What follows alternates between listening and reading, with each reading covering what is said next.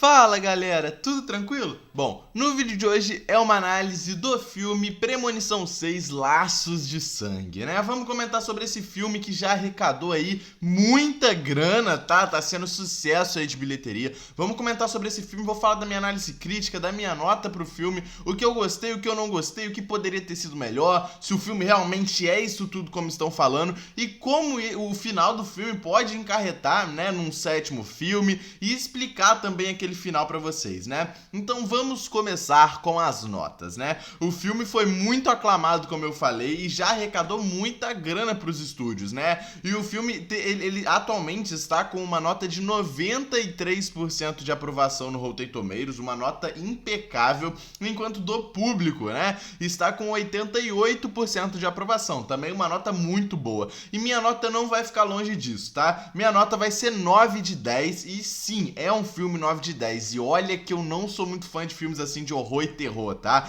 Pra quem conhece o canal já há bastante tempo, né, quando eu já falei sobre Pânico e outros filmes de terror, sabe que não é o meu forte, sabe? Não é o que eu gosto, não é o meu estilo favorito, né? Porque eu não gosto muito das histórias, roteiro, essas paradas de filme de terror. Mas, né, Premonição 6 foge muito desse clichêzaço de filme de terror, né? Bom, vamos lá. Premonição 6 Laços de Sangue já começa, né, com essa questão do título, né? E antes de eu começar, tá? Pra você que não viu o filme, esse vídeo aqui tem spoiler. Já que eu não dividi o filme, né, em duas análises, com spoiler e sem spoiler, é meio óbvio que esse vídeo aqui tem spoiler, né? Mas eu vou avisando, obviamente, pra vocês ficarem cientes, né? Vamos lá, galera. Premonição 6 já começa com um título que se liga ao filme inteiro. Laços de Sangue, né? A gente vê o filme inteiro sendo ligado desde a premonição que a Iris teve, né, com a sua neta Stephanie, e aí já se liga ao filme inteiro, né? A Stephanie já vai, né,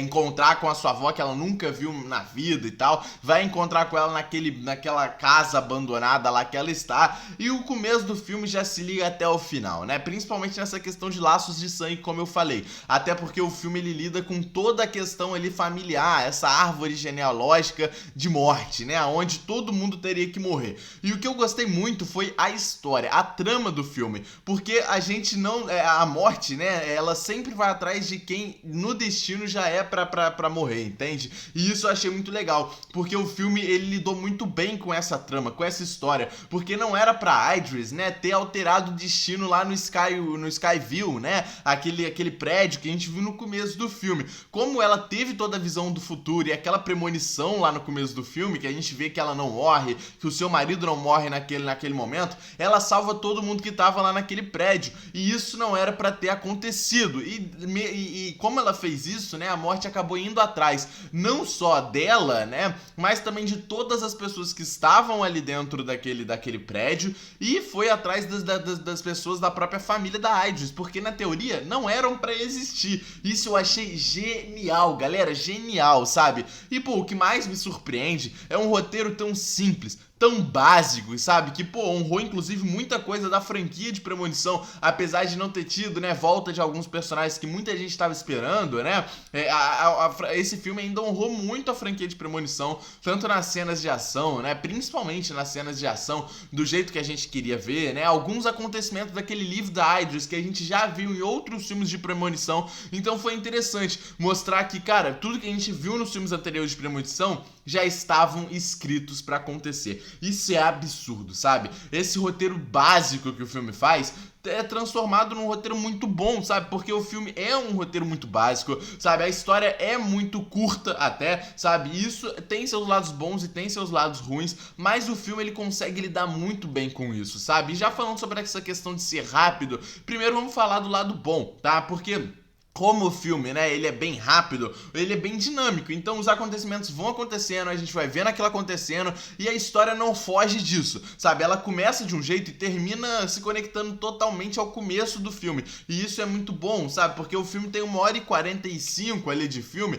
é uma minutagem muito curta, né, pra um filme assim, né, em live action, um filme com atores, é uma minutagem bem curta, pra um filme de terror até tá tudo bem essa minutagem, né? Mas é uma minutagem curta e que que não foge da história. Isso é o melhor, sabe? Porque a gente geralmente tem essa minutagem curta em filmes de terror, filmes de horror, assim, e geralmente essa minutagem curta, ela peca muito pelo filme sair muitas vezes do trilho, fugir da história, e esse filme não, ele segue essa mesma linha, principalmente no começo, cara. O começo se liga totalmente ao final. Eu vou explicar o final pra vocês, né? E o lado ruim do filme ser curto é porque faltou algumas informações, principalmente, né, de fechamentos. O que aconteceu com o pai da Stephanie? O que aconteceu ali com o pai da Stephanie e do Charles, né? Ele e a Brenda nunca mais apareceram ali no filme. Por quê? O que aconteceu com eles? A gente não tem esse desfecho. A gente só tem a cena final da mãe morrendo.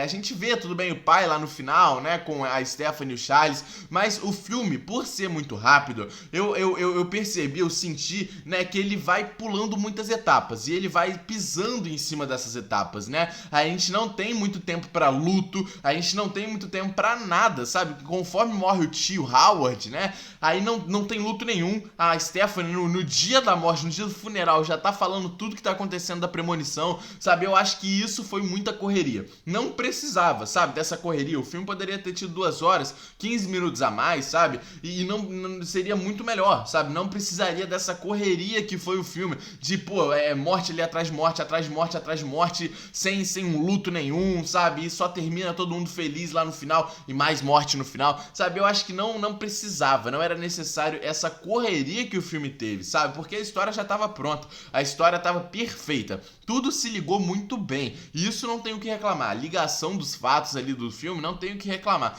Porém, essa correria ficou sim a desejar. Foi um ponto negativo, sabe? Porém, galera, esse suspense e essa tensão que o filme traz pra gente é muito boa. É absurda de boa, galera. Porque no momento em que você acha que alguma coisa vai acontecer, que a premonição vai acontecer, não acontece. E eu posso dar exemplo, né, daquela cena do hospital, onde tá entrando o Eric, né, lá com o irmão dele, que né, era o próximo a morrer.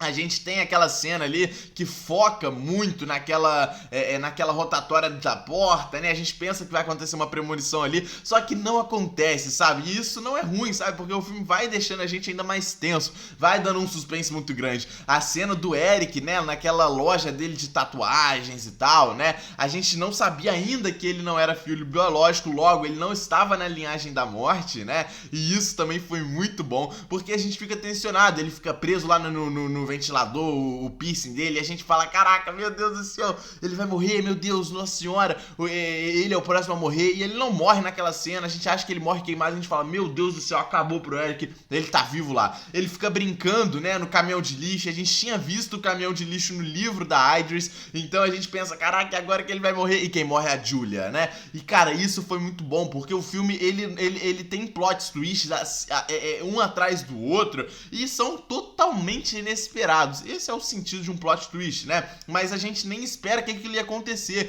sabe? E a gente não esperava que o próprio Eric iria morrer naquela sala de ressonância magnética, sabe? Porque na teoria ele não é da família, não é biológico, mas o JB, né, o JB, ele explicou muito bem isso aí. Se você tentar entrar no caminho da morte para, né,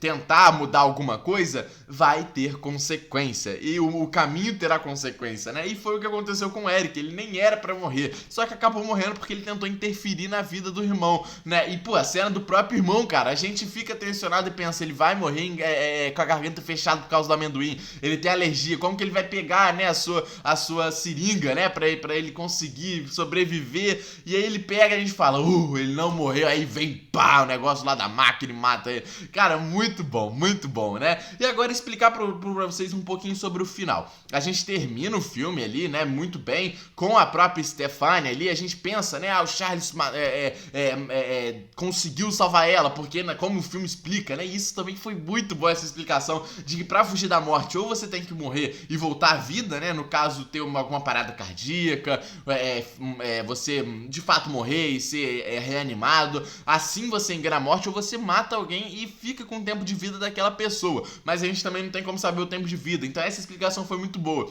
E a gente pensa que a Stephanie, ela iria morrer, que ela morreu ali, né, afogada, só que não, como o pai da Jenny lá no final do filme explica, né, o coração dela não parou e ela só morreria se o coração tivesse parado, ou seja, a premonição ainda iria continuar. E logo após isso vemos o trem saindo do trilho, matando ali ela com aquele caminhão de lenha que a gente viu no livro da Idris e que a gente já viu também no filme, ele passando ali, né, quando eles estão saindo do hospital. Ou seja, tudo tava premeditado, né? E por mais que o filme possa parecer, nossa, uma coincidência, a moeda lá no começo do filme que causou toda, né, a premeditação lá do prédio, é a moeda também que cai no final do filme da bolsa da velha, que faz o trem ir pra cima de todo mundo. Porém, eu tenho uma teoria sobre aquilo ali.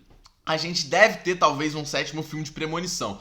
E a gente no começo do filme não ficou achando que a Idris morreu por causa de todo aquele lance lá do Skyview. Só que a gente descobre no filme que ela prevê o futuro. Ela viu tudo o que ia acontecer e salvou todas as vidas.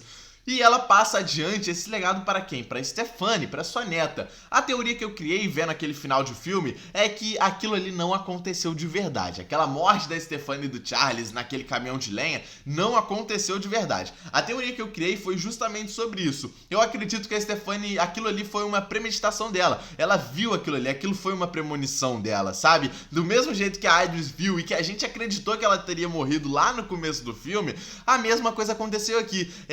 O filme enganou a gente descobriu só depois, vendo a Idris, que aquilo era uma premonição e que ela salvou todas as vidas ali, e o filme não mostra o que aconteceu. De fato, né, Stephanie e Charles morreram, ninguém falou nada sobre isso, os produtores do filme confirmaram nada, então a gente pode teorizar que aquilo ali nem aconteceu de verdade. E essa é a minha teoria. Eu acredito que aquelas mortes deles não foram verdadeiras e que aquilo ali foi uma premeditação. A Stephanie, né, ela viu aquele futuro ali, viu o que ia acontecer e provavelmente saiu daquele local, fez alguma coisa, a gente pode ter isso sendo revelado no 7º filme.